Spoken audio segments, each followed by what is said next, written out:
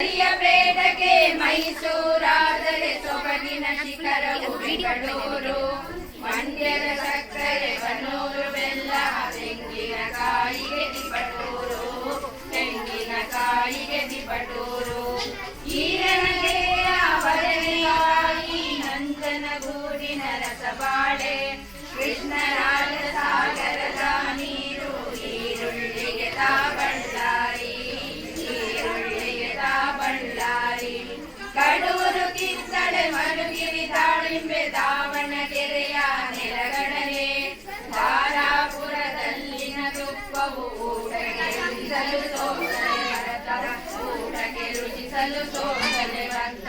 ಮೈಸೂರಲ್ಲಿ ಹೆಸರಾಗಿದೆ ನೋಡಿ ಭದ್ರಾವತಿಯು ಕಾಗದಕ್ಕೆ, ಚಿಕ್ಕಮಗಳೂರು ಕಾಫಿಗಾದರೆ ಅಪ್ಪಟ ರೇಷ್ಮೆಗೆ ಕನಕಪುರ, ಅಪ್ಪಟ ರೇಷ್ಮೆಗೆ ಕನಕಪುರ. ತುಮಕೂರು ಅದು ಬಡವಕ್ಕೆ, ಹರಪನಹಳ್ಳಿಯು ಹಾಸ್ಯಕ್ಕೆ, ತಾಂಬೂಲ ಹಾಕಲು ಇಷ್ಟವುಳ್ಳವರು ಕೊಳ್ಳಿರಿ ಶಿವಮೊಗ್ಗದ ಅಡಿಗೆ, ಕೊಳ್ಳಿರಿ ಶಿವಮೊಗ್ಗದ ಅಡಿಗೆ.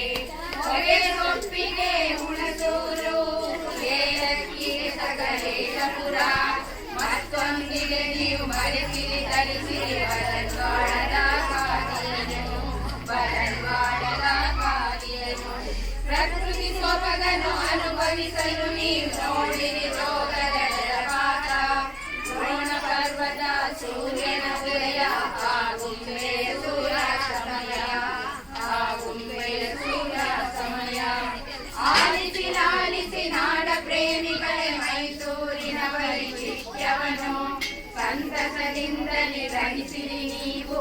ಪಠಿಸುವೆ ನಾವೀ ಸೊಬಗನ್ನು, ಪಠಿಸುವೆ ನಾವೀ ಸೊಬಗನ್ನು, ಪಠಿಸುವೆ ನಾವೀ ಸೊಬಗನ್ನು.